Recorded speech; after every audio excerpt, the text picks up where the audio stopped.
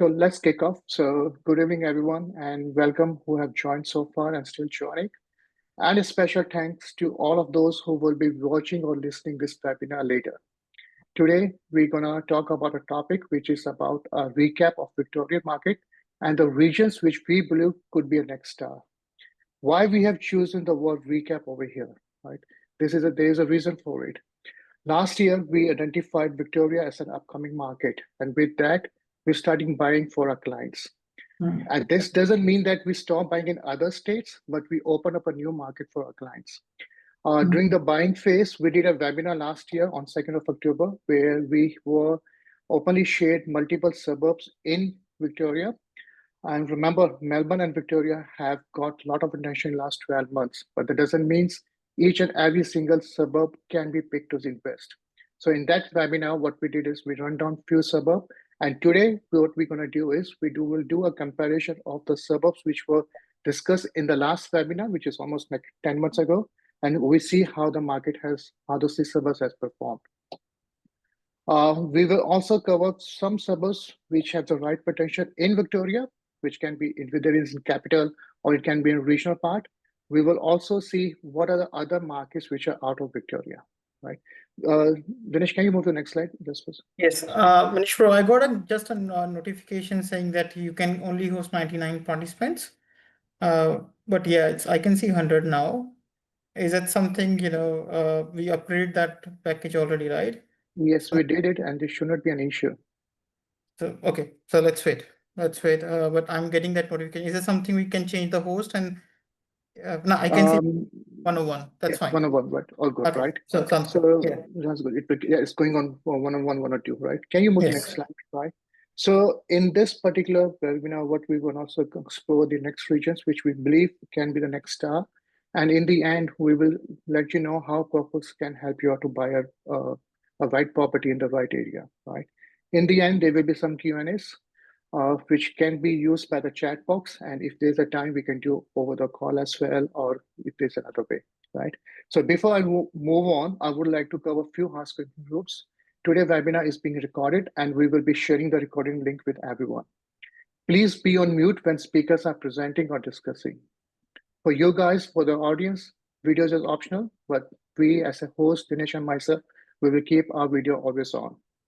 As I mentioned earlier, the Q&A will be at the end of the webinar. Please use the chat box, just type in there.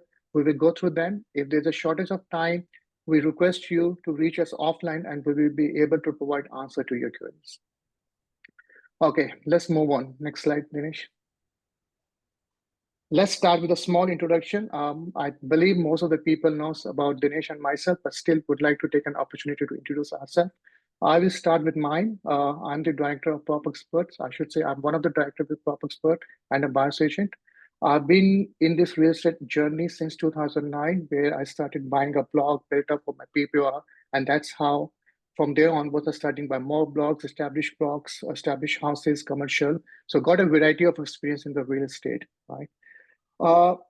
Along with my experience in real estate, I started a platform on PFA, which is running since 2019. That's a place where we can see 64,000 members has been connected. And this is one of the major reasons for us to be over here. Now with PropExpert and as a buyer's agent, my role is to build up strong trust between the clients, advise the right strategy that can be best for them, and at the same time, help them find the right property in emerging markets. Next is Dinesh. Request Dinesh to introduce himself. Yes. Hi, everyone. Thank you very much for joining, first of all. Yeah. So I'm in the country from the last 10 years, engineer by trade, but no engineer anymore. So I quit my job roughly 2.5 years ago, in the business from last 3.5 years. I'm proud to say we have helped more than 200 clients buying the properties in different markets.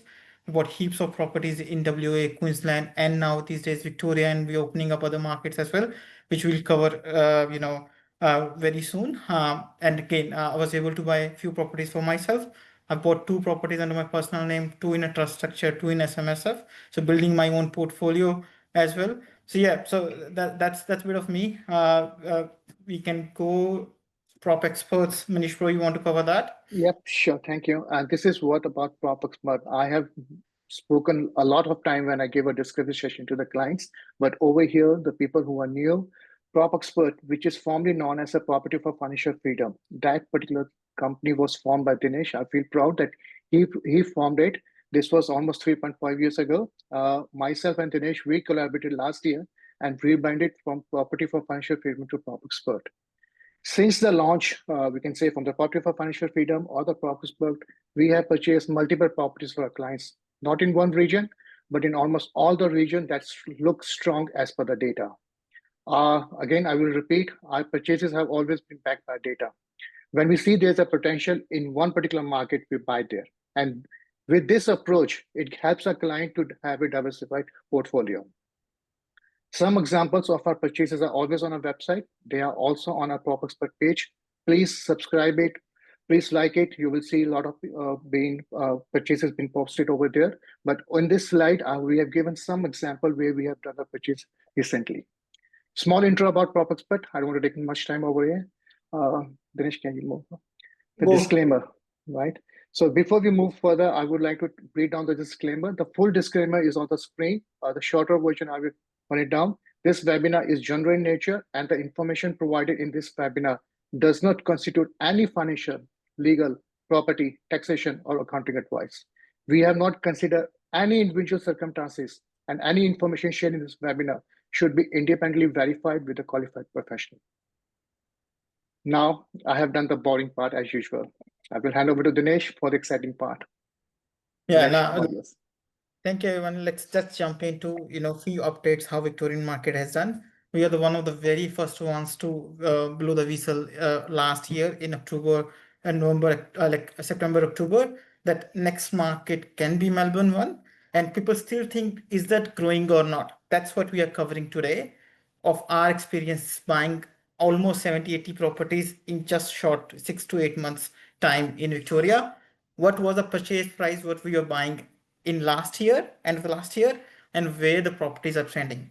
We also cover that, is that the still good market to consider, how the properties looks like. We're going to cover all that. So, but few things, I'll go one by one in here. So we did this webinar in here. Please go to our websites, go on a webinar in here. You can see the screen, Manish, right? Yes, Dinesh. Yeah. So there are all these webinars. We have covered different topics in here, but this recap is of this webinar. So with this webinar we did on 2nd of October last year, where we covered few markets and reasons behind why we should look into. Now we are doing a bit of comparison from there, and we're going to cover all other markets, other states as well. So that's the whole agenda. So if you see that video, at one point we picked up on markets like Craigieburn in this, and we did a cash flow and everything, right? So I was just explaining here all these different areas. I was explaining Craigieburn when we were talking about it. This market was literally at, I go a little back, so it was 650K market, not this one, it's Red Bank Plan. So it was 650, 660, and we were buying properties around that price as well. So it wasn't growing from last 3 years. But if you open up Craigieburn now,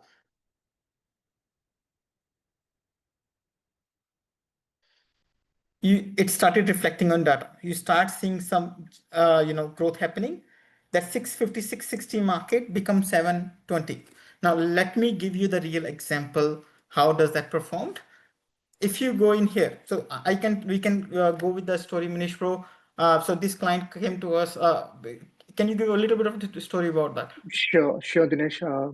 This particular client, he lives in Brisbane, a long-time follower of PFA, myself, Dinesh. I was in touch with him multiple times, even though when I wasn't a full-time buyer's agent. He has a reason to buy. And when we had a word with him, we need to analyze the market. We need to understand his situation. As per his situation, at that good time, Melbourne Metro was the best fit, right? So Craigieburn was identified given his price point, and then when we look for the property, this property suits its requirement, right? Dinesh, you can compare this property with the new purchase. Yeah, so we bought this property. It is roughly around 392, almost 400 standard block size. So 392 block size, 422. We bought this property for 655, right? Now, I wasn't ready at that time. When I bought, it was little high than that. I recently bought this property for myself, exactly same land size for 720. And I can tell you, you can't really find 400 land size. 420, 430 is normal now. Where we bought heaps of properties around 650 mark last year. So what data is showing, it's showing like 70,000 growth. That's actually on the ground happening, right? Local people sometimes don't realize, because we're buying heaps of properties, we see the difference happening. And wait for 2-3 months, I can literally tell you, you won't find in 730, 740. It was lucky that, RBI holds the interest rates. If that happened, it could go 15,000 straight up. So market is definitely moving in here. So that's one example. Another example, I would say that's my purchase. I've done a detailed video on that. Manish bro, want to share Yeah, something? no, I was about to say this is your last purchase, right? This is your recent purchase. Yeah, it's a recent, this is my sixth property and second in SMSF. I've done a detailed video on my whole portfolio. You can go and watch that. But yes, another example, this is a 422. If you go floor plan, I think it's an error showing 322. It's a 4 bedroom and an extra activity. We bought again in November, right? This is a client. Manish bro can tell a little bit of story about this client as well. Dinesh, just give me one sec. I have that. This is one of Okay. my knowns. They were looking to buy property and they were struggling, I think for good 6 months. Then they said, Dinesh, we want to use your service. We bought this property for them, and his brother bought as well. We bought his brother in Doreen, so we bought two properties simultaneously. 448 land size. We got it 685. You can't really find 757 less than 740, 750 in today's market. Recent purchase, little bigger land size. No, land size is same, little bigger build size. That's a beautiful house. We bought for 760 now, and you can't really find less than literally 750 at the moment. 740, 750 is normal. So yes, prices has moved. The last November was bottom of the cycle. Now we are early in a cycle. It's already growing, right? Manish bro, that's a story you want to share. There's another market. It's not only one suburb we are seeing same trend. These are selected pockets. If you go in areas like, with a high supply, say Donnybrook or Kalkalo or the western pockets, a bit of land supply is there. They still are not performing, but some more pockets has started performing, right? Manish bro, any story about this? Yep, yep, sure. This was a great example when we did a purchase. The client lives in Adelaide, and when she reaches out, there was a scenario for her is that she want to buy a property for her son who has came to Melbourne for the higher studies. But there was something in the mind like the property should be used as an investment, but in case if they have to move in, if her son has to move in, the son can move in, right? So when we had a chat, we identified the Point Cook is one of the suburb, which is in the western area. Though we talk about western area, it's not good. They are not too much supply, but Point Cook is a different way. The suburb is too huge. For each pocket, prices vary, right? So when we enter in this suburb, it's this particular suburb, and when we look for this property was listed for 700 to 770. It's just about the timing. When we enter it, we were able to negotiate hard. We were able to buy for 690. Now fast forward, what has happened? There's one house which is next to it, number 23 𝐾𝐻, similar land size, similar floor plan. It sold on 1st of June. And surprisingly, it has sold for 772, right? Straight away, it's been almost 7 to 8 months. There is a growth by 80K, right? Even though we talk about western suburb, if you have entered at the right point, yes, there will be a growth, right? And this is a great example for it. Yeah, so that's I can one of the see good. there's in a chat group. There's someone has mentioned that Point Cook is great. Thank you. So And I live in Point Cook too. yes. Yeah, so it's a great example when people say what you don't have to listen the noise. There's bit of noise, bit of discussions are down there. You don't have to listen the noise. Look into the fundamentals, market cycle timings, days on market, how local sentiments are, what sort of impact we have, and how other markets has performed. That one of the main reasons why Melbourne is performing, because all other markets has grown too much. Melbourne started looking lucrative. So look into the fundamentals, right? So I'll go back to that. There's still, what I see is I've done a cash flow in the last video. If you do buy in any capital cities today, the cash flow is going to be almost similar in capital cities. When I say Brisbane, I'm talking about more Brisbane, Adelaide, Perth, and Melbourne. If you compare the cash flow, you buy in all these towns, you get almost similar cash flow. So when you hear about land taxes and all that, you have to consider the insurance cost. You have to consider the council rates, right? When you put all that in there, then property management is just 5% in Melbourne. So when you compare all that, you may not see much difference in cash flow. Then you go in a market which has more potential, which hasn't grown. So that's something you have to consider. So look into that. It's a diverse economy. Population is growing very strong. So one of the good markets to look into. But yeah, there is still some cons, government issues, poor economy. Still, we are struggling with the COVID debt.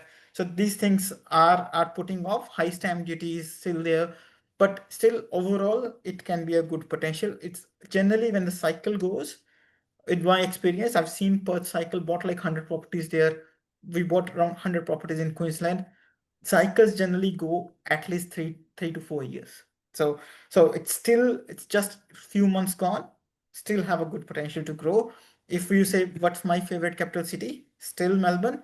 If you see my purchase pattern, even based in Melbourne, I didn't bought anything for myself or clients in Melbourne when we started the business 3 years ago. It was all that regional, Perth and regional Queensland. So Perth, we bought 100 properties, then Queensland, we bought 100 properties. It's cycle coming. If you say, are we still going to buy next after year, 2 years? We may just find out new markets in next year or 2 years to start buying there. So I'm going to cover all those things in this webinar anyways. So what we are going to do next is deep diving Melbourne. I'm going to run down from north to west to south, and I've split this is the Melbourne graphs as well. I'll give you the real-time examples in that, and then we go from there, right? So let's jump into Google Maps. All right, so where we are, that's a Melbourne. So we were discussing Craigieburn just now. Again, great market to invest. I've given you examples already. I won't go into much more details. I've done a detailed Craigieburn video. If you want, you can find out in our page. You can watch that. Want to discuss few more markets apart from that. So what's next? So Craigieburn is already hot. There's a bit of competition there. Little cool and good market. Sunbury popping up very good on data. Some data tools are picking up Sunbury. There is some reasons behind that. So billions of dollars is a $2 billion town center coming. Again, we should be considering that when it's all approved. But some part of things are already started happening. There's $80 million shopping center already started construction in Sunbury. And good part is it's proximity to the city. It's only 45 minutes for city and 20 minutes from airport, right?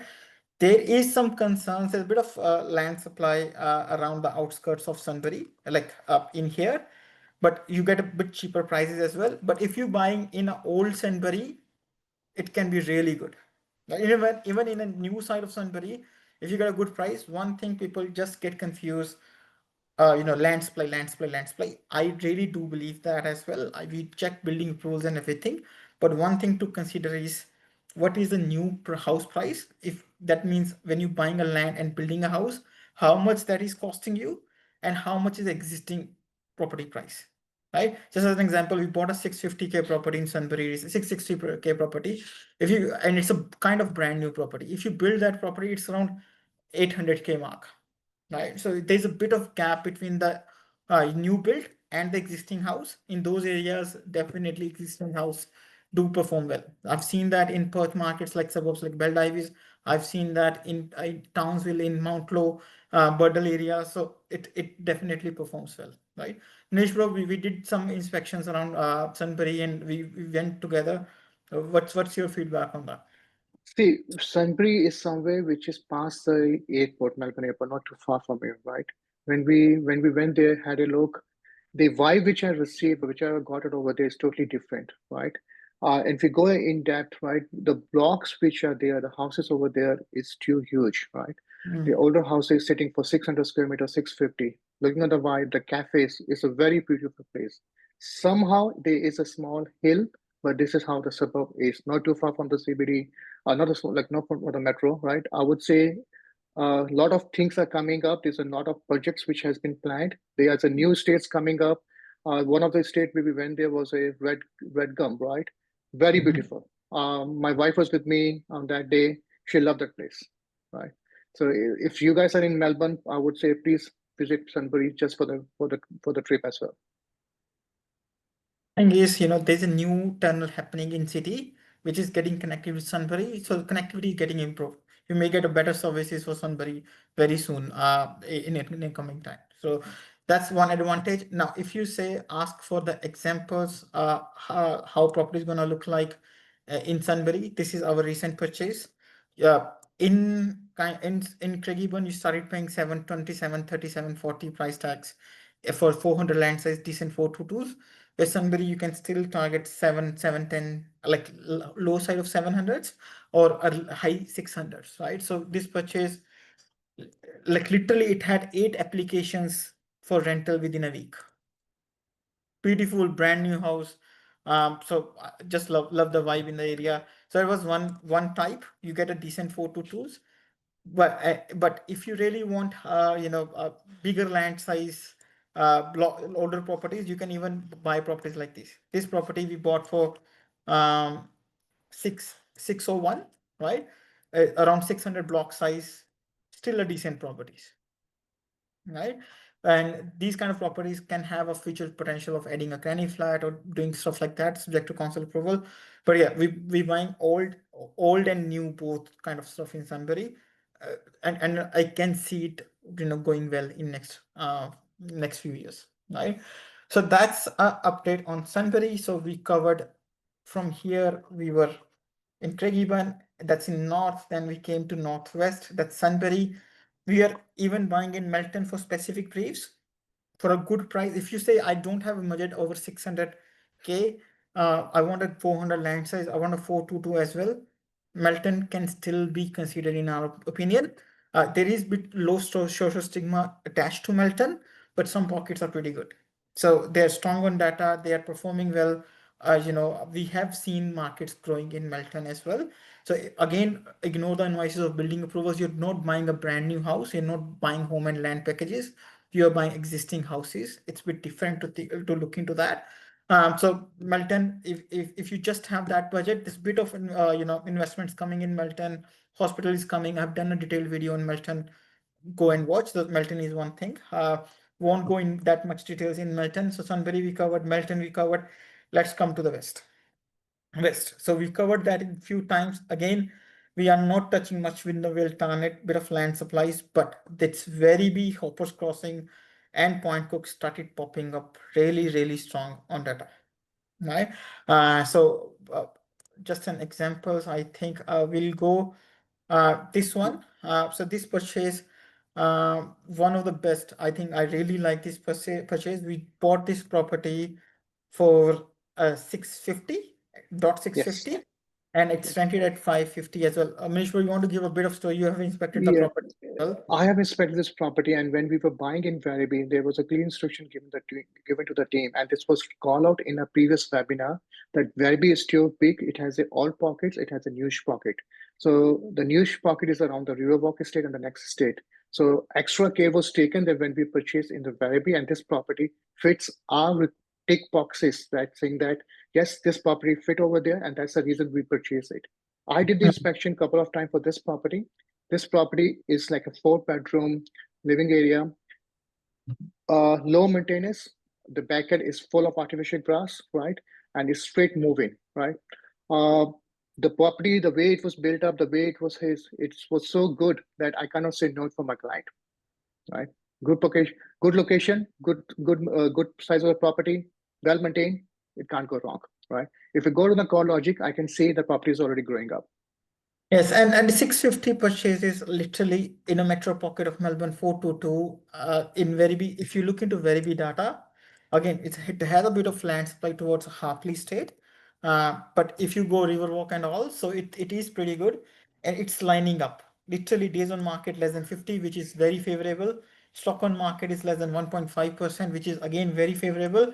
Little high vacancy rates, but if you play smart, if you advertise property as soon as unconditional, you have a time to get some applications. We do put all these clauses to protect you. VERIBI can be a good market to consider. Right, so that's one. And market cycle timing, everything is literally on all-time high. So great market to look into. So that was this property. Again, this property have a combination of old and new. This suburb VERIBI is having old and new pockets. Old one pocket have bit of high social, low like social housing. You have to be careful in that. You can still buy, but with bit of caution. But you can buy old properties like these 311, again, well renovated property. Right, we bought this one for 510 only, and a good 535 block. But again, this was bought in January, so been like 6-7 months. Similar properties now, you are looking to buy somewhere around 640, 540, 550. So these market, again, this has grown like $40,000-$50,000 since we bought in January. Right, so this market is pretty good to look into. Good combination of old and new properties. Right.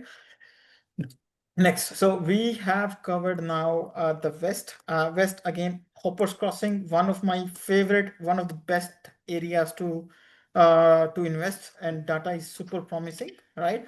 So that property here, that's another. So Hoppers Crossing, most of the suburb is old. You can't really find very brand new properties there until there's 1-2 blocks left or something like that. But most of the properties are old. Example like this. I bought this property for 695. It was old, but good renovated. And good thing was this was 630 block size, right? And a pretty decent purchase. 695K, under 700K, 630 block size. If you look into Hoppers Crossing data, I just love it. So it's upcoming, definitely upcoming market here. So days on market less than 40, stock on market literally very low. Vacancy rate is just 2%. Good market to look into. Market cycle time is 61. You can't really go wrong. If you're looking capital cities, and this is, I would say, one of the top 5 suburbs to look into in capital cities. Regional, there are multiple, but capital cities, one of the good suburbs. If you're okay with little older properties, Hoppers Crossing is one of the suburbs, right? Dinesh, just to add on, the property which you were showing earlier, that is bought for a client to whom I know him from last 21 years, right? Yes. So there was a personal touch with that client. So we have to be very careful when you know someone. So we identified Hoppers Crossing, and I have inspected this property by myself. Great property. Yes.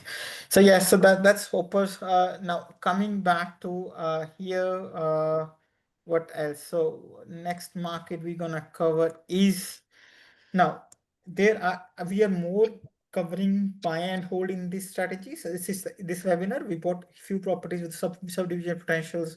You can subdivide, put some granny flats or some other dwelling in the back. So there are some markets which are popping strong, but little rough. That can be all these inner markets. The inner markets, we are talking about Broadmeadows, Meadow Heights, Roxburgh Park, Kulru. So they are good investments as well. You can go Sunshine West, all that. So again, whenever you're going these old markets, there's a low social stigma in there. You need to be a little careful. If you know what you're doing, they're good investments as well. But yeah, so if for buy and hold, these are the good suburbs in north and west. And then eastern pockets, most of that eastern is very expensive. So for owner occupiers can be great buys. You can buy in here, but for investments, numbers doesn't stack up really well. So rental yields go very low, and then might not be a good idea to invest, right? One bookmark pocket, if eastern northeast, I haven't opened up a property today, but I would love to invest to Dean and Miranda. One of my favorite pockets. High socioeconomic market. You have metro. You have great schools. One hospital coming in here. Small community hospital coming here. It has all the amenities for a good suburb, right? Definitely consider Miranda Terrain. If you go South Malang and all, that going very expensive. It may not be fitting your criteria, but yes, this northern rendering and pretty good. We bought heaps of properties recently in here, and they have seen the good capital growth happening in here. Great. So next, what we talk about is Southeast. We don't buy much. Only this Frankston was pretty good, but old properties, grown bit, lot of competition. But what we like more is Cranbourne. Cranbourne for decent 422, 322 properties. One reason because of Cranbourne, one, there's not much land supply. If you go down Cloud North, you see heaps of land supply. Cranbourne West, you won't see a huge land supply. It's still all tight. And all this Lynbrook, Lyndhurst, I live in these suburbs for a couple of years. My sister lives in here. They are all becoming $1 million suburb, right? So you have a good ripple effect in Cranbourne as well. So Cranbourne, are you buying properties somewhere around, a 750 mark? So I'll give you a bit of example, and Manish bro will share the story of the client as well. So what you like this property 322, but a big land size 422, you can still get in this price, but you won't get like 500-ish land size. This was pretty good land size. I think it was close to 500. So one of the good purchase, and it straight away rented within a week. Right, Manish bro, any story behind the client here? This was bought for a client, Dinesh, if I'm 100% sure it was bought for a client who lives in Perth, right? Yes. So the funny story is that we talk about Perth going at a rapid pace. It was going at a rapid pace for the last 3 years, but is it still growing up? Yes, it's still growing on. But yes, there are some people who lives in Perth. They feel that they should diversify. For this client, this is not the first property. We bought the second property for them. Yes. And there has been some question which came up in the chat group, and then what's the reason why we got connected with this particular client? Initial purchase he was supposed to do in Fraser Rice. A lot of question has came for the Fraser Rice as an investment. Somehow he got connected. We took him to a different spot. And then this is the second property which we purchased. He bought it in SMSF. Great purchase, and the rental yield, which Ganesh has already mentioned it. As per the budget, we need to find the location, we need to find the asset, and also because it is SMSF property, the age and the quality of the house was way better. Yes. And I can remember, like, again, that's an exact example which I was showing, 448 land size. We bought him 448 land size, less than like around 680, 690 price tag. Again, he has seen like 70,000, 80,000 growth within 6-7 months of buying that property, and he says like, I'm ready to buy one more, and this time SMSF to get them this one done. And literally most of the properties, but we as a rental yield, to give you everyone idea, most of properties 422 decent ones we are buying in 7 to 770 price range in Melbourne these days. Very Suntory, you may still get 680, 670 at the moment. Rental yields in all across the Melbourne sitting around 4.3%. What I mean is we're buying around 750 property, they're renting for $6 to $620 per week. Right, so these one, most of the Point Cook, you get 550 rent for 720 purchase. So all these suburbs giving you around 4.3% rental yield. You go, very big price goes low, rental goes low as well. Eventually, cash flow remains almost similar. Right. So yeah, that was a Cranbourne purchase. Now that was more we were covering. So there's a high level on on Melbourne Metro, right, where we are active and where we're still buying. Now let's jump into regional hubs, right? Manish bro, before jumping, anything you want to cover on a Melbourne side? Melbourne side, we have pretty much covered up. There has been some question came up about Caramtown. Just want to add up, Caramtown is a great suburb. It's more about people who want to diversify, they are buying over there. And same applying for the Frankston, right? The only thing with Yes. Caramtown and the Frankston, if you look for the distance from the CBD, it's literally towards the end of that particular line. Frankston is toward the end, right? And so we need to consider where we're buying. That's what I'm saying. Yeah, Cranbourne is the same story. It's a bit far from Melbourne City, but it has its own economy. The southeast is so strong. Not many people travel to the city, so it has its own economy. Similar to in Perth, we were buying in Mandurah. Mandurah, people don't even travel to Perth much. So Mandurah has had its own economy. So similar to that, Cranbourne have, and Frankston, all these have their own economy. The only thing is Cranbourne is grown crazy in last 1 year, like almost 100K added into the prices. So a bit competitive there, but majority of the properties are old, right? So majority of property are, if you're looking for two-twos, if you're looking for renovation project or something like that, great market to invest. If you're looking at decent 422s, you won't find much in around that areas. All right. So yeah, that's one ad. That's good one. Now, let's talk about regional hubs. So this I've discussed bit of regional hubs in the last webinar in Victoria, but today I'm going to these are the all regional hubs we have write down. We are a bit active in most of it, but I want to discuss two of them in much more details. And someone has asked before the webinar starting as well about Ballarat. Ballarat, let's talk about that. And second market which I want to discuss today is Shepparton, right? Let's go into that in detail. So Melbourne is here. Ballarat is somewhere around 1 hour 40-50 minutes drive towards here. So you like similar sort of market Ballarat, and if you go Bendigo, there are almost similar markets. Bendigo is here. It's around similar distance and similar sort of market as well. Why I'm talking about Ballarat today? Bendigo was a great market to invest 6 months ago. It's just super tight at the moment. The prices are going crazy. Ballarat is just started walking and it's going to start running as well very, very soon. So it's already working very well. Where you should invest, not every, like you have to, depending on your strategy. If you're buying an SMSF long-term hold, you can consider many suburbs in there. But yeah, talking about one of my favorite suburbs is Alfreton, right? And people say bit of land supply. Alfreton, literally you just see a couple of patches left. Most of the land is gone. And it is coming in a Ballarat high school zoning. Detailed video I've done like 3-4 months ago. And prices are definitely moving on the ground, what we are looking into. So Alfreton, if you look into data, stock on market and everything is trending pretty well. Pattern, so only days on market is high, but stock on market, vacancy rates, everything. So whenever you have to go cooler markets, you have to ease data metrics. Hot market is less than 50 days. If you want to go, cooler markets, you have to increase it to 70, 80, 90 days, right? Then you find out new, other parameters are good.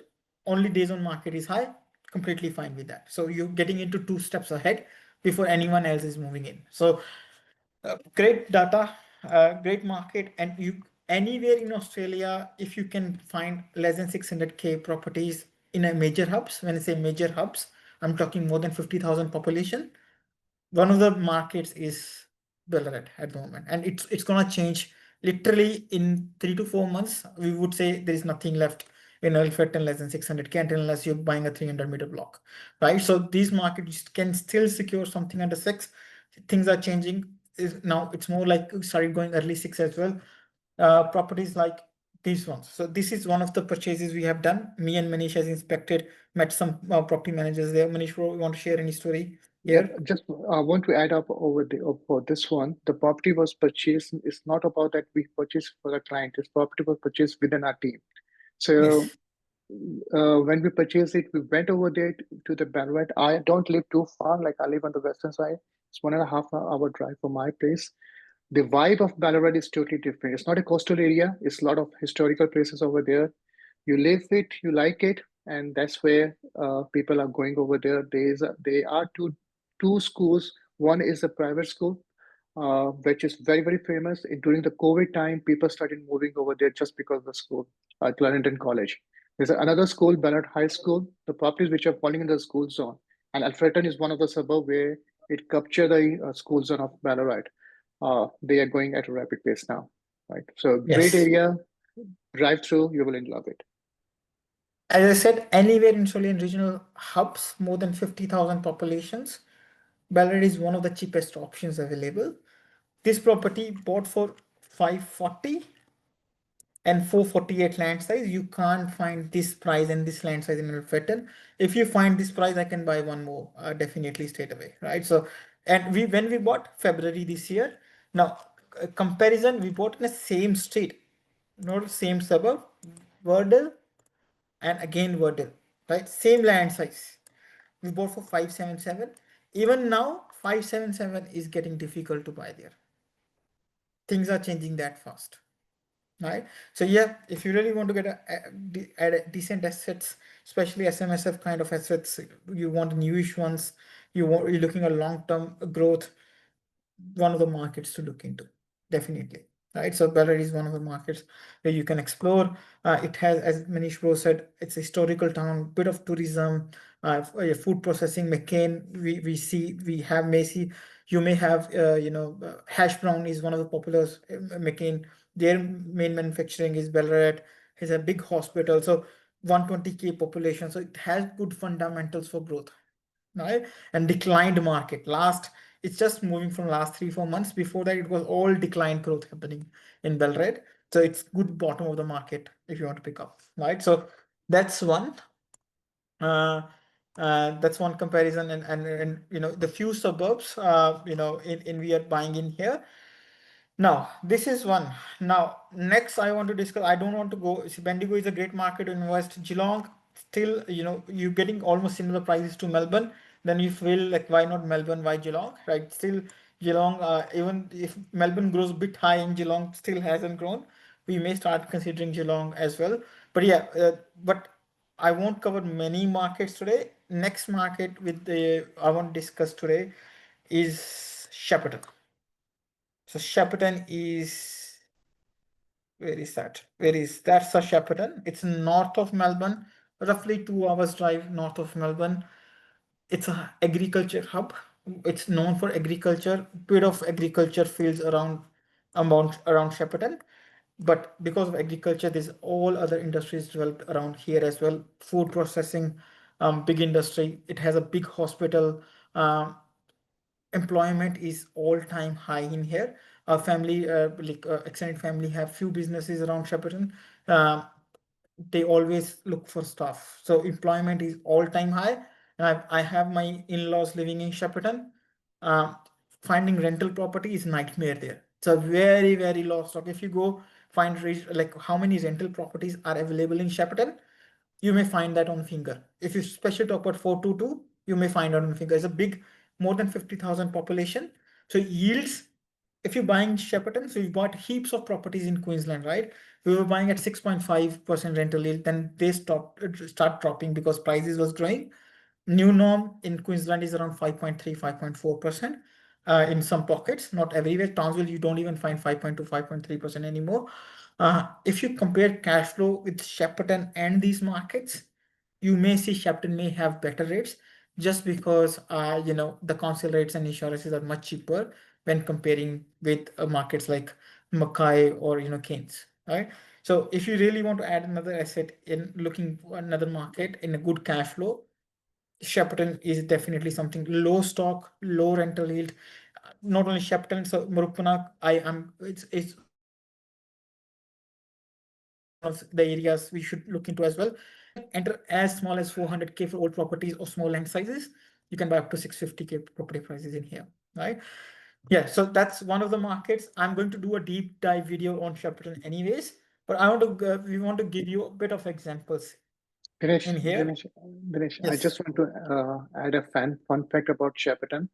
yes. When I arrived in Australia in 2004, just in the month of October, I went to Shepparton for the fruit picking.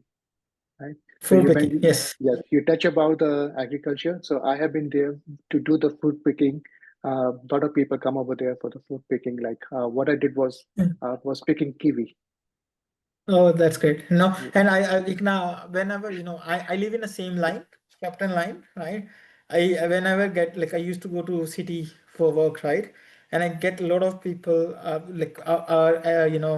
elder people and all. They were all working in agriculture, and they met me in the train. We discuss, share from a same state. So bit of stories around, and sometimes they give me a lot of fruits. They said, "Okay, you want to eat apple? Take like 5 apples straight into my bag and like have those apples at home. So yeah, so that's a good story. Yes, but yeah, Shepparton again, good market. What sort of properties we're buying? Bit of new properties in here as well, but a decent like 600K properties, 600 plus block sizes. It's an old one. If you want a new one, almost 630, 640 you're paying. Good thing is rental. So buying 600, getting 6 to 620 per week rent. Newish one, you're getting 650, you may get 620, 630 per week rent. Cash flow is way better if the interest rates keep drop. Like we have 2 cuts already. If 2 or 3 cuts happened more this year, cash flow is going to be really, really good. It's not going to harm your pocket much. So one of the markets to consider. That's one of the purchases we did around 600K. Second, Murupana 322. That's a third purchase we have done for the client. First, we bought in Perth. That property grown like 200 plus K. Then we bought property in Townsville. That property again grown 200K plus. So this particular client is doing rent vesting. He's still renting in Melbourne and building the property portfolio. Third purchase bought in Murupana. We bought it for, it's not settled yet. We bought it for around 560 mark, already rented at 570, even not settled yet. So we had an agreement with the previous owner. He said, okay, happy to take the tenants.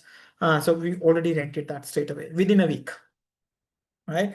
Murupana is where my brother-in-law lives. And like I have to go every here and there. Right? Yes. So it's a good market to look. But even you say, I don't have a budget. Right? I don't have a budget. I just have, say, 450K to spend or 400K to spend. There are few options in markets like Shepparton. This property, very tight brief. Manish, bro, you want to share the story of the client? Sure, definitely. This person, he reached out with a very high hope. And when he had a session, not a session, had a telephonic conversation, he mentioned, Manish, this is my budget. I want to buy an SMSF. My budget is 455. I can stretch up to 465 if it's needed.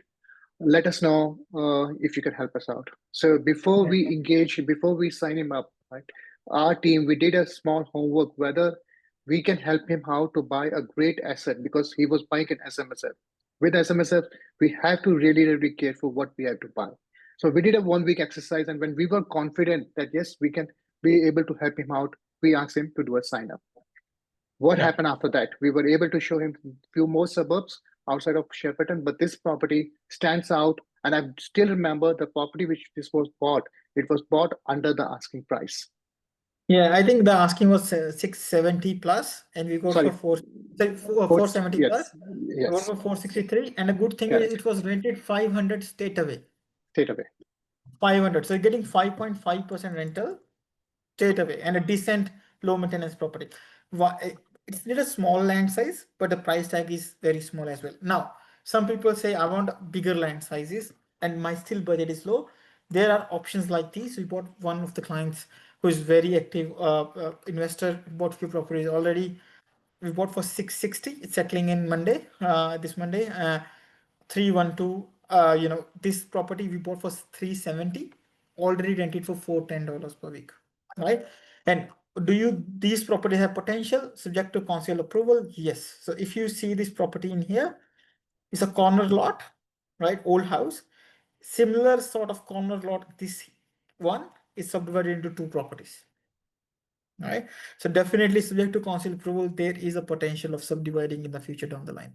Right. So properties like this. One thing to keep in mind, Shepparton has a little bit of flood history similar to Mackay and other markets. There are few areas which are highly flooded in the last flooding. We should ignore all those pockets. But some areas are not in flood zone or are indulgence zone. So those properties are still good. So be careful when looking to buy property in Shepparton. Have your due diligence done properly. Right, but yes, that's Shepparton market I would discuss in details. What else? So we kind of I really want to give something which we are working on, next markets and all. So this was all we were discussing regional Victoria. There are few other markets we are exploring. Next webinar we can give more updates on Victoria, but I want to touch base on some future markets and where we are currently started buying properties now. Right. So now next we want to discuss here. I want to discuss 2 areas, which is one regional New South Wales, the other one is Tasmania. Right. So we'll discuss all that. Where in regional New South Wales, when I started business roughly 3-4 years, it was regional New South Wales cycle still going on. So a bit of activity happening in Tamworth, Albury, Wagga Wagga and that. But when I started business, it was more Perth. We jumped into Perth and started buying there. But the last 2-3 years, regional, Give me a second. Some pop-ups coming. So last 2-3 years, regional New South Wales hasn't done much, but now it's coming really good on data, especially when you're looking into markets like Albury, one of the hottest markets, I would say today. So if there is a property in a market, goes like within a week. So that's hot, right? A week I have seen bit high. You may see 2 days, 3 days. If they're straight away accepting offers, property is gone. So Albury, North Albury is one of the good suburbs, but bit old properties. But if you really want a decent 422 properties, you're more looking into Springfield Heights, Tharguna, one of the good suburbs. Glenroy, you get a decent 422s as well. Leamington, you get little rough pockets in Leamington, but you can get a decent 311s and old properties in Leamington. So Albury, one of the good areas. I'll not go much details due to time, but I'll go here first. Yes, so that's property we bought in Albury, North Albury. Good thing, Manish, you want to share a story about that one as well? It's a good one to share. It's something happened, right? This client, when he came to us again with a very strong trust on us, even though he has another buyer's agent which was pipelined, but he chose us to help him out. Budget was a constraint, and he himself knows the market. So when we sat together, we identified North Albury would be great for this property. As we look on the photos, doesn't look like very new. It's an oldish property. So he understands that the property is old, but it has a potential, right? So as part of our process, when we buy a property, we have to place an offer with the subject to conditions like finance, subject to building and pest. Now with this one, strange thing happened, and that's I couldn't say it loud. It doesn't happen every single time. It happened just once when with the BNP there were some issues came up, and we negotiate hard. As a result, right? So this is something which will surprise to many people. We were able to negotiate 20,000 after we have secured this property, right? So Yes. that was a great win. This property got settled today. Yes. Yes, that's a good news for the client. But thing is, when you're buying this big land sizes, like we bought like mid 500s, this one, you're more investing money on the land. So there's a bit of subdivision potentials and stuff like that, right? So when you're buying land, there are a few things you have to ignore. A little PZ road as well. We analyze all that. Should we still buy it or not? Considering all those factors, we still gone ahead. And it's like if you talk about Albury itself is very expensive. It's and North Albury is just this property is just here, somewhere here, right? So very close to CBD. So it's a good one in general. But yeah, apart from that, some other markets which we have to look into is where is my Google map gone? We already got a comment, Dinesh, about that property. It is definitely a good buy. Someone posted in the comment chat. Great. So I'll go in here, Albury again. So Albury, we already covered. Let's go another one. So Dubbo, Orange, all these pockets. Dubbo started popping up great on data as well. And we started looking properties in here as well. And not only Dubbo, Wagga, there's another market, Tamworth, you're looking into Armidale. There's few markets we are analyzing at the moment, but you can get a decent properties in Dubbo. If you look into Dubbo data, I just love it. It has all the fundamentals of, based on market is low, yields are good, stock on market is literally less than 1%, vacancy rate is less than 1%, market hasn't done much, so it's good entry point. One of the good markets to invest. Market cycle timing is good, really good market to invest. And we bought a property, this one, which is settling very soon, and that's a third property we bought for client within 2 months. Like they come with a lot of analysis paralysis, have done all the courses, totally confused. Literally bank, we bought first in Ballarat, second in regional SA, third property we bought in here, back to back, right? Great purchase, 687. It's a decent brand new property. That's why have to pay a little premium. It would rent like 620 to 650 very easily, right? So one of the good markets to look into. So that's that. We have lack of time. Won't go much details, but yeah, a little bit update before we wrap up is We are still buying in regional Queensland. We bought around 100 properties in Cairns. I hold a property in Cairns and Mackay, but we started buying in Townsville. Then we gone to Cairns, we gone to Mackay, we gone to Gladstone, Rockhampton. We're still buying there for particular briefs, but you're not buying at the bottom of the market. These market has performed really well.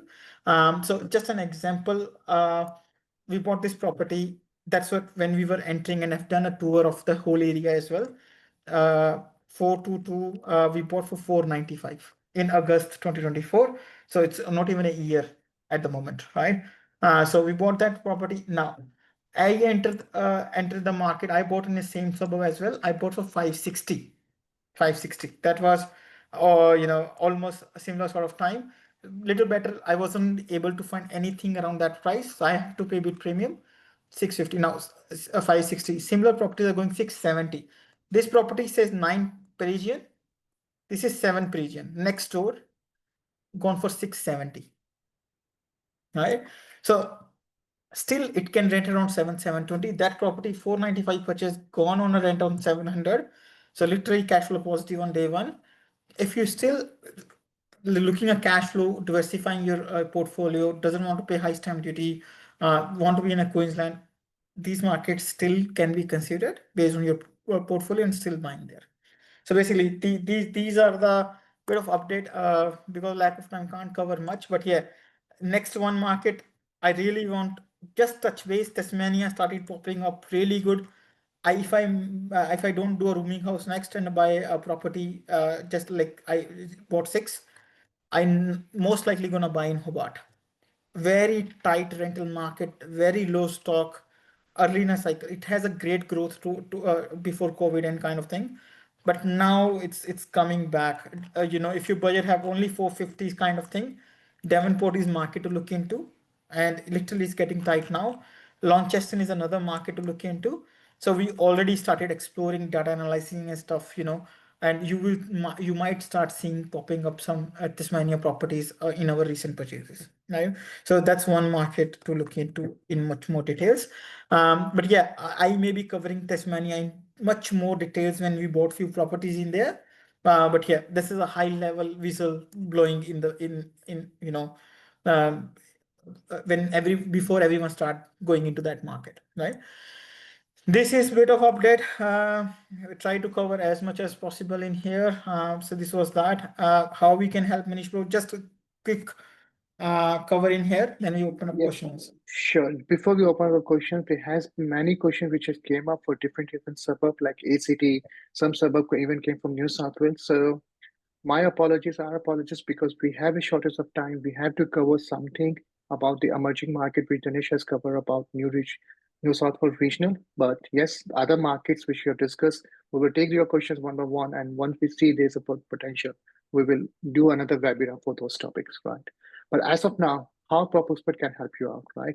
So just another background, we are a team of 10 people. Dinesh and myself are director. We have a 5 licensed business agent, 3 office people. So as a team, when we have you people, when we help you guys, first thing what we do is we need to identify your scenario, right? We listen to you. We think about your scenario, whether you need a diversification of your portfolio or what's your price point. Based on that, we take you as a particular into a market which has a high potential to grow. Now, your purchases can even happen on your personal name. It can even happen on your trust, or it can even happen on SMSF, right? So with an SMSF, we did a webinar a couple of months ago where we have invited an accountant and a broker. That webinar was liked by a lot of our audience. A lot of people who were not even able to think about SMSF, they got an idea how they can invest in real estate after getting an advice from a financial planner, right? So with PropExpert, there are multiple ways where we can help you out, right? The whole intention is that we are not here to sell you a property. We are here to create a wealth for you. We want to create a particular portfolio, which is not about just buying one property. You should keep on thinking to buy more and more properties, right? Any questions? Feel free. You can reach out to Dinesh and myself. The numbers are already on the screen. I have shared the email address on the chat group, so you can use that. Feel free at any time. But let's open the chat, the Q&A box. So Dinesh, for the chat box, this has been heaps of questions came up. Majority has been answered. A lot of them has been answered, right? So let's open up in a way where if someone wants to ask a question live, uh, please raise their hand, unmute yourself. Come on, right? So open to everyone, anyone, if they want to ask a question. Hey, Anil. Hi, I saw Anil has. Manish and Dinesh. Hi, Manish.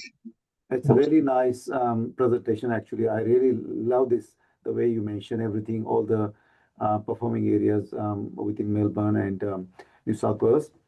I would like to, because this is the first time I'm getting in touch with you guys, and how you can help me if I'm interested in self-managed super fund property. So you'll be able to guide me, because this is the first time I'm just coming, because I'm just trying to explore that my self-managed super fund, if I can buy with my current savings. So you'll be able to guide me when I talk offline. Anil, so SMSF, I bought 2 properties in SMSF recently. So gone through the whole process, and Yeah. we have helped more than 40, 50 clients, I think, buying in SMSF. We know what are the characteristics we're looking, all of that. But you need a good team of good accountant, broker, and buyer agent if you want to, right? You can reach out to us. We can give you detail what you need, what sort of properties you can buy, all that in details if you reach out to us, right? We have done a webinar on SMSF as well, where we have discussed the structure, how the lending works, all of that in details, right? You can find that literally on our website. As I said, if you go on our Prop Experts website, if you go SMSF, that's where we have covered all SMSF, and literally we can help you buy there, buy in SMSF, right? Wonderful, great. You also mentioned that, Dinesh, to save the like all the extra stamp duty, Queensland is better option. Is that right? Compared to See, Melbourne? again, depends on your budget and cash flow requirements, right? If your budget is somewhere around 750, I would still stick to Metro and can go Melbourne, right? But some regional Victorian pockets are good cash flow as well.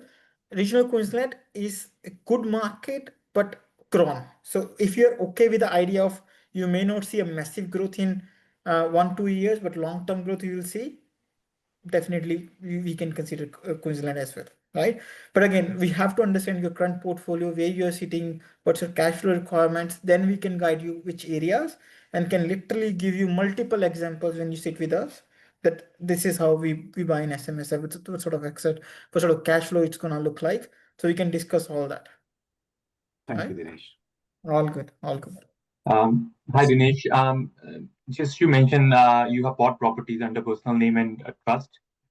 Yes. What's the best structure? Should we start with the trust and then buy on a personal name, or should we buy on a personal name and then go on trust? It's really, like, again, it's an accountant question. Accountant can guide you through. I can tell you just general as per my experience. Really depends on your borrowing capacity and your plans, right? If you're sitting with a 1.5 million borrowing capacity and buying multiple properties, say 600K property, it's okay to buy in a personal name, then started buying in a trust structures, right? If you say, I just have a 600K borrowing capacity and I want to build a portfolio, then your lending strategy may need a trust structures, right? So you need to have a good discussion. I can guide you high level, but need to have a good discussion with the accountant and a broker and build your lending strategy, right? Why I bought third one in trust structure? Because if I bought my personal name, I couldn't be able to buy my fourth one, right? Why I did my second property in my personal name? Just because I don't want to complicate my structure. I was still, my borrowing capacity allows me by third one. So why I want to complicate too early, right? So it depends on your borrowing capacity. I have helped few clients buying 3-4 properties, just with 100K income, right? So this are possibilities there. But yeah, you reach out to us. I can tell you, what sort of strategy you can build, and then you can consult with your broker and accountant, and you can start acquiring properties based on that. Thank you. Can I ask a question, or is there like a... Go ahead. Go ahead, Yes. PJ. Really insightful webinar. Thank you so much. I just wanted to ask, do you guys also help, by purchase in Brisbane, or do you guys think that, that ship has already sailed? It's too late to be thinking about it? Yeah. Go ahead. Sorry. Complete your question. Yeah. So, or are you recommending that it's better to think about Melbourne, regional Victoria, and regional Queensland? What I'm trying to say is, if I'm thinking about Brisbane, can you still help, or is that something we bought heaps in Brisbane and still buying in Brisbane, right? But if you say my personal recommendation, should I go Brisbane now? Next 2 years looking little like it's grown crazy. Just to give you an example, can you see my screen? Yeah. Any suburb, like for example, Christmas is one of the suburbs which were targeting like 4 years ago, right? Like they grown crazy. This 500K market becomes 750K market. So rental yield. If you see my portfolio building pattern, I'm always looking opportunities where is good time to enter. If you plan to build the portfolio, even though I was in Melbourne, I haven't bought anything in Melbourne. I bought in Perth, right? Because it was a good time to enter in Perth at that time, right? Then I wait for regional Queensland. It was good time to enter on Queensland markets that time. Now it's time to enter in Melbourne market. I bought Melbourne property. Most likely next is Tasmania, looking promising. You will hear literally in 6 months that I bought a property in Tasmania. That's fine. If you say, will I buy in Brisbane? Definitely I'll buy in Brisbane in the right time. Okay. Now you're buying little towards the peak of the market. Next 2 years, you started seeing saturations in here, right? But in 27, 28, when Olympics is more closer, it will create maybe another opportunity to start buying in Brisbane. Okay. But Thank you again, so much. we're still buying, depends on your portfolio. Brisbane, we still bought few properties, even Gold Coast and Brisbane, right? Depending on your current portfolio, how it looks like, we can still look into Brisbane, definitely. All right. Thank you. Thank you so much. Yes. Guys, Anyone is else? Tamworth looking good for investment property? Sorry, just before it, can we have your name as well so that we can, if you want need to address you, we can address you by name? Yeah, my name is SP. Thank you. Yeah, see, just Tamworth, again, we were buying there roughly 3.5 years ago, right? Last 2 years wasn't a great market, but now it seems really good. Suburbs, one of the suburbs which I really like there is Oxley Vale. Oxley Vale doesn't have low social stigma. Few inner, Tamworth towns, suburbs. These ones are a bit rough, right? But Oxley Vale is one of the very good suburb on data, and stock is very, very limited. You need to work hard. You may have to reach a lot of agents to get a decent property in Oxley Vale.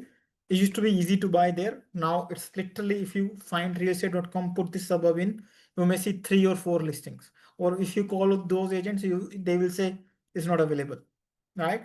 So it's coming, it's getting strong. Tamworth is having a good future coming up. But yes, this like bit low socio inner pockets, but suppose like Oxley Vale can be a great pick in Tamworth if you can buy. Thanks. Hi, Hi Dinesh. there, Dinesh and Manish. Sorry. So we have Sudhir and UV. We'll go one by one. Sudhir, please, if you can No, go ahead. thanks.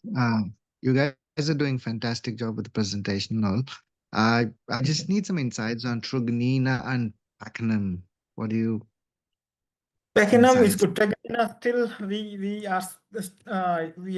we're not touching it. Reason being is if I go Melbourne again. So Truganina problem in here is bit of land supply here.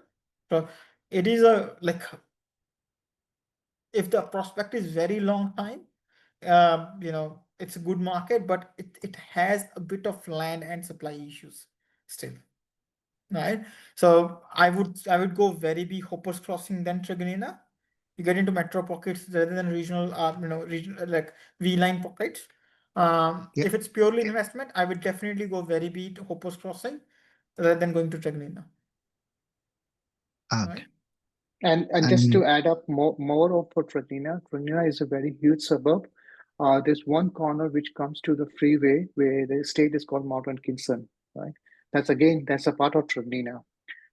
Newish suburb, newish estate, which has been there from last 5 to 6 years. Mount Kingston, Grandview, there's few more over there. Because of the land supply, the prices over there, the properties over there are struggling, right? If you go toward the other part of Truganina, which is touching towards the Tarnate or touching towards the Williams Landing, they are still okay because of the school. And if you love food, that's the place for you to go. 𝘂𝐻𝐿𝑦, I love whenever I go to 𝘂𝐻𝐿𝑦, it's food hub. A lot So of it's a Indian food hub. you can Thank you. And not Pakenham at this point of time, do you? Pakenham is good one. It's a bit far from city, but Yeah. popping up really good. Pakenham is good, Yes, it's good, right? right? So Pakenham is good. But one thing to keep in mind, that's I explained already, you are talking about 70 kilometers away from city, right? Correct. So Yeah. traveling to city is a nightmare from there, but it has its own economy. Not many people travel to city for work, right? So in that Oh. perspective, Pakenham still it's popping up very strong. You can still consider that definitely. And for Pakenham, there is a news about Costco. The plans has been launched on the console. It hasn't been confirmed, but if the Costco comes up, it will it will shoot up the prices. Right? I just on a different note, I own a commercial property in Pakenham. So commercial is different with the residential, but yes, I bought it 4 years ago, doing well in commercial. Fantastic. If I'm considering it for sorry if I'm taking too much time. If we're considering a long term of 5 to 10 years, with a bigger land size, do you still reckon? Yeah, I think Pakenham is a good place to go. Yeah. Definitely. All right. Yeah, Thank you, Sudhir, it was Sudhir, right? You go ahead and then we Yeah. have a couple of answers. Yeah. Yeah. Hi, Dinesh. This is Urvi. Great seminar. It's very useful. I wanted to ask a question regarding, the minimum standards and stuff that Victoria has introduced, and I think they are reinforcing it.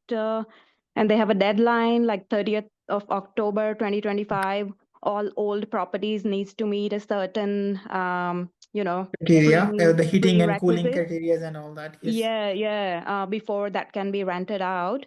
Now, a lot of this, I own a property in Sunbury, which is an old property. So I just wanted Yes. to get some insights from you guys in terms of how do we as investors navigate these rules? Because some of them are like really too much. See, again, that adds a lot of negativity again, right? Yeah. You got a land tax and then these kind of, but what we are buying, majority of the properties are already compliant because it's a Mhm. compliance thing. Yeah. Compliance, you already need a cooling in the living area and stuff like that. So it's gonna not making major impact. Manish, you want to add in here, like in there, but in my opinion, it won't impact much because majority of states making the changes anyways. One follows others, right? So you may see other states popping up in that as well. But Manish, you bought few properties yourself and you've been through all that. Yeah. I also was looking for like some advice in terms of, or is there any, is government providing any help or things like that, Because you might know about that, you, Manish. Yeah. Say for the government help rebate comes up, like at this stage, there's a rebate going on for the ACON. So the reason is that they want to decommission the gas. So as part of the compliance, if there's an issue comes up in your gas heater, right? My recommendation would be decommission it and replace it with a multi-head ACON. And for that, there's a rebate going on. It comes with a 4-head, it's a centralized, and use that benefit. Now, going back to your question where you said that the new rules are coming up. Yes, the new rules are coming up. So who are the people who are impacted? One, who are buying it now. For them, the chances for the impact will be minimal because when we do a purchase, and it's not about only when we purchase, it's like for any investor, when they do a purchase, they need to be aware that all the appliances should be in the working order, right? If you have a property which is very old, or if you're holding a property which is 10 years old, 15 years old, or you're holding for that time, yes, there can be an impact. But if you think in a different way, why these rules are coming up? The rules are coming up because the tenant should be safe in that property, right? Who knows and what can happen to this electrical appliances where it burn out? Because if it burned out, it can impact the the property, right? So all rules are coming up for the safety of the tenant. I know Yeah. from an investor point of view, it's harsh because we have to spend money on it. Yeah, like I Yes. mean, if you think of it, like if you have 3 properties and then all 3 comes up with something or the other where you're spending 20K to renovate it, then that is too much for us as an investor, right? So like, I just wanted to get some insights on how would you manage See, that sort of okay. scenario. See, Yeah. I don't think so. You're gonna spend this. It's not, you have to have everywhere air conditioner and stuff. It's more like Yeah. living areas and stuff like that. Gonna be $2,000 to $3,000 expense going up or coming up if you have old ones. But majority of purchases, what we are doing, most of 70-80% are like a decent 4 to like 5 years, 7 years old properties. So we are not seeing that as big challenge in general, Mhm. right? Yeah. Because all these properties already are air conditioned or having a heating. So Yeah. and rules are, if they get bad, when you have to replace them, then Mhm. you have to have energy efficient equipment, Yes. right? Yeah. So when they get bad, like maybe 5 years they run and then they get bad, you're going to replace them anyways. And when you Yeah. replace, why not to replace with an energy efficient equipment? So Yeah. it's not gonna make a massive impact in my opinion. All right. Thank you. That's good to hear. I think your answers sort of do, put my mind at ease, because when I read it and when I saw the deadlines and everything, and I'm like, okay, Yeah. this is something to consider. Yeah, Especially if yeah. we are planning to buy not just one property, but more than, if we are trying Yeah. to build a portfolio.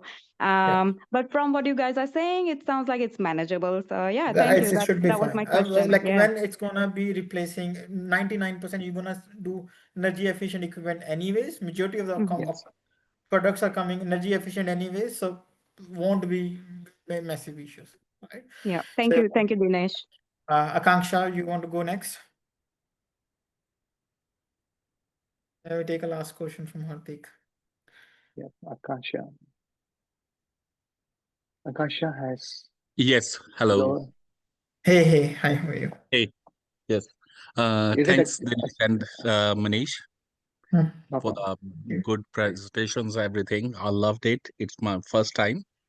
And Manish was my friend's colleague as well. Sunil, if he remembers, from Accenture. Accenture. Yes, Oh, you took me 2007 now.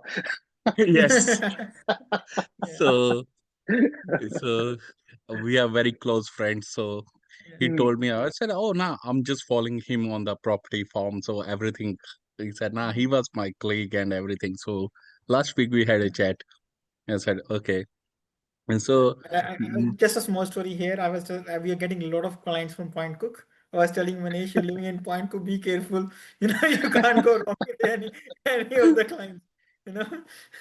yeah, Yeah, tell me. nah, I'm in Craigie-Burn, but I'm how? next to Craig, but then I have to be bit safe. Uh, Yes. yeah. So I have a question. Like, I just bought the properties in like 3 years, three properties, and Yes. but I don't know how to manage it.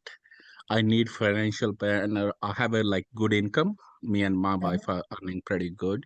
I need That's good. financial management advice and everything. Who can Uh-huh. take care of the accountant and everything? So you guys can help me in these types of. Um, See, Manish can answer that. Manish, you want to answer, or we want me to See, answer? what you are after is, if you're after to review your portfolio, right? We Yep. can look into it, right? So when I say buyer's agent, where we specialize in the property buying space, right? We can Yep. look on your portfolio, we can analyze it, how many property you own, what's the current valuation, if there's any property which is growing as per the standards, or is some of the property, one of the property or the other property is not performing well. If it's not performing well, we can make a plan what can be done for the future, right? So that's what we can do it, right? We have done it recently for a client, right? He has signed up straight away. I did the entire portfolio review.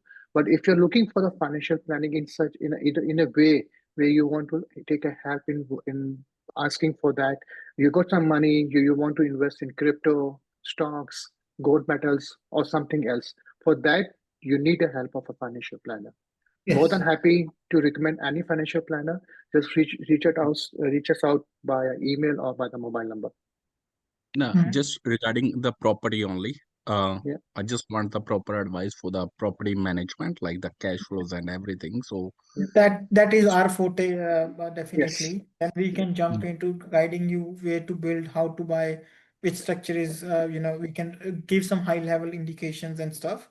Literally, one client is buying 8th property with us at the moment, right? Okay. Multiple clients who are buying 6th or 7th properties with us. So we know how to build all that. What's best for you? We can guide on that on a property side. All right. Right? Definitely, I will try to visit the office, or we just set up another Zoom call. Reach out to us. We Thank can you. meet definitely. We can. I'm All right. every day I'm in 𝐾𝐬𝐽, so you want to meet with me, Okay. we can. Yeah, definitely. I will Awesome. give you a call tomorrow. Yep. Sounds good. Sounds good. Thanks. Hardik, you want to go next? Thank you. Thank you. Yeah, thanks Dinesh and Manish for the fantastic presentation and the insight into the Victorian regional market. I think there's quite a few learnings in that space. I just want to get your views on a couple of markets in particular. One is Meadow Spring in Perth, and the other one is the Park Ridge in the Logan Council in Queensland, Brisbane area. If you just quickly share your thoughts about those two particular pockets, would really help. See, Meadow Springs, we bought heaps of properties there in a good time, right? It's very tight market. That's part of Mandurah, right? I have a property in Port Kennedy. Then you get a Secret Harbor. Then Meadow Springs. One of the very beautiful. I've been there personally, right? A couple of years. Very beautiful area and very strong economy. Still very strong economy, right? If you buying now, I won't buy now. If you already have a property there, I will definitely hold it, right? So the Meadow Springs is here, my property is here in Port Kennedy, right? And literally in particular belt, we bought 60-70 properties at least. Right, okay. They have done very, very good. But again, if you're buying now, the market cycle timing is so bad. Am I sharing my screen already at the moment? Yeah, you are. Yes. So Meadow Springs. So it's grown crazy. So a lot of clients buy, they got equity and they bought more properties. So it's grown like 250K, 50% growth happened already in last 3 years. Yeah. Right. So the market cycle timings has dropped really bad, right? Like if you're buying only one and long-term prospects, you can still buy there. If you have plans of keep buying, I would go add properties in other areas at the moment and wait for Perth to bounce back, right? So I'll hold to buy if you're buying now. If you buy already having one, definitely I'll hold it. I'm not selling my Port Kennedy property at the moment, right? So definitely hold it, right? And Park Ridge, all Park Ridge, right? Almost same story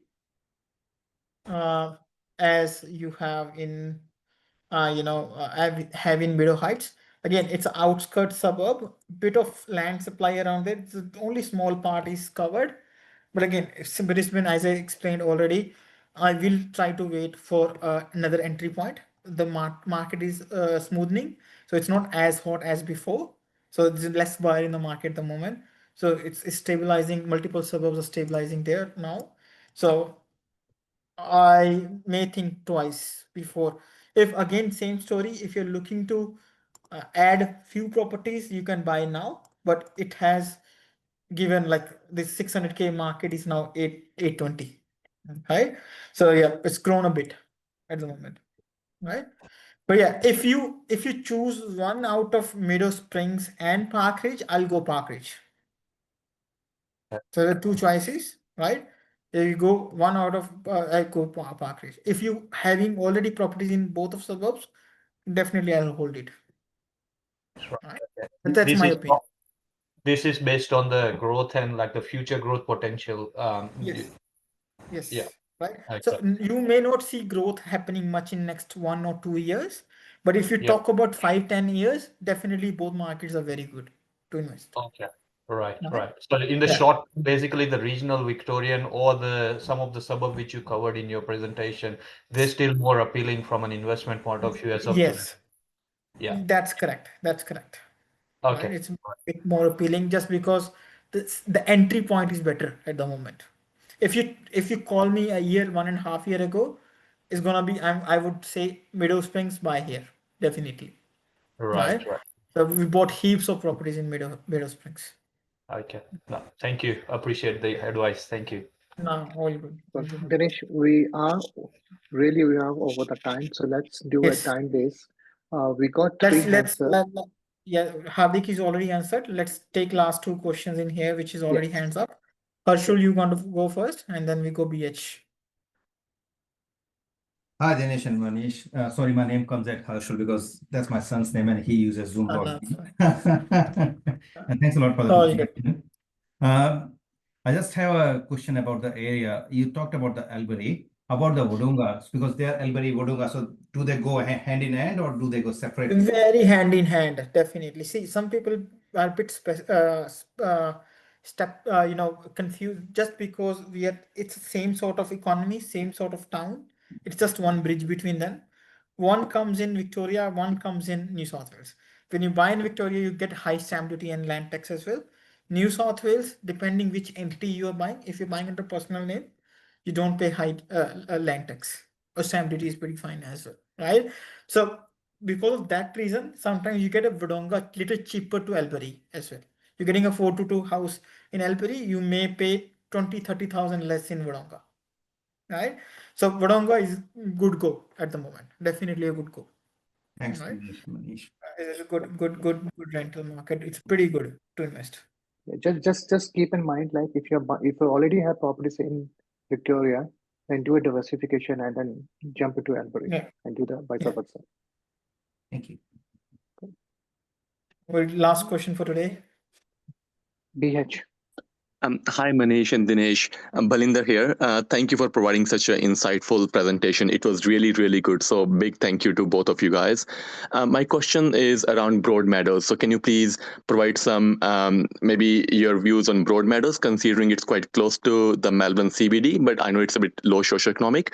Second question, if the capital growth is the main aim in Victoria, would you prefer bigger land size and older house, or a smaller land size and a newish house if they both are on the same price?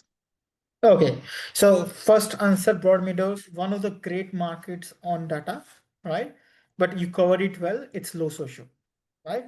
If the plan is down the line, what you're gonna see here, majority of the properties started getting subdivision. So you see a lot of properties, these old houses, they demolish it and build the townhouses. And literally most of the properties started doing that, right? If the future plan is to subdivide, build the townhouses, stuff like that, Broadmeadows is one of the good markets to invest, definitely, right? And you will see that same pattern in most of the old suburbs and you'll see low social in all these suburbs, but good markets. Broadmeadows is good, right?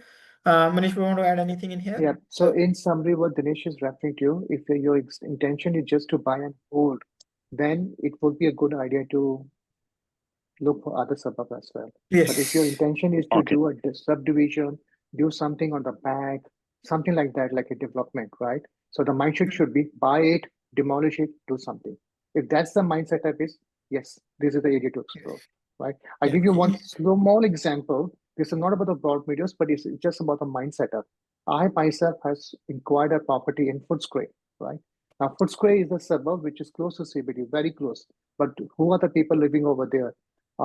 Students. They are next to it's got a good hospital, right? Yeah. So because there are a lot of students lives over there, the vibe over there is like, if there is a townhouse comes up, it will be easy to sell it off. If it's a brand new house or it's a massive house, it will take longer. So when we did the acquisition, that was a feasibility, what we can do it. So we bought it. It's going to be a site which we're going to build 4 townhouses. The plans has already gone to the council. We're just waiting for the time when we get this stepping on the plans. So the key message is that if you're buying in these suburbs, we should have a plan for it. Yeah. Makes sense. Yep. Thank you. And you don't have to straight away, because I've been to be a passive investor. My category was more like a buy and hold. When you see my portfolio, I've done a video, majority of the properties are not that old. So I'm okay with 400 land sizes, 450 land size, but a decent 422 properties. And I've made over $1 million equity in those properties as well, right? We buy in the right time, right market, those properties definitely grow. But where I'm going in future, is more like what Manish bro is doing at the moment. I'm going into buying areas like Broadmeadows or maybe for all these rough pockets where I may start doing these subdivisions, doing these rooming house projects and stuff like that. It really depends on your personal way you're sitting in your journey and what you really want to do. Right? So just for purchase and hold, and just for purchase and hold, for example, if I don't want to do any developments, should I still go for a bigger land size with the older property, or maybe newish property with the smaller land size if it's the same price? Yeah, as long as you're getting 400 plus land size, decent 422 properties. Okay. If it's a really buy and hold, I would go, for less headaches and low maintenance things. Okay. My preference would be going what I have done with my 6 properties, buy and forget. Right. Okay. So I go like that, but I go in a market which is about to grow, which has a good potential to grow in next 2-3 years. Literally, if you say 380 purchase in Perth becomes 750, I'm happy. Right? That's my Perth purchase. My 𝐾𝐻 purchase 420 going to 700 as well. I'm happy. Right? So it doesn't mean that, all these very big land sizes, as long as that land size is decent, about 400-meter land size, depending on the market, they perform really well as well. Right? So I'm pretty okay buying buy and forget kind of properties. Right? Makes sense. Yep. Yeah. Good. Thank you so much. Thank you very much, Manish. I think that was that last question. There has been a heap of questions which still are coming up on the chat. So I have to send apologies because we have spent almost extra half an hour. But having said that, we are still there with you. Any question, reach us out offline. Numbers has already been shared. Email has already been shared. More than happy to help you out. Right. Thank you, everyone. Yeah, let's close it off. Dinesh, can you stop the recording? And yeah, we just stay for a couple of minutes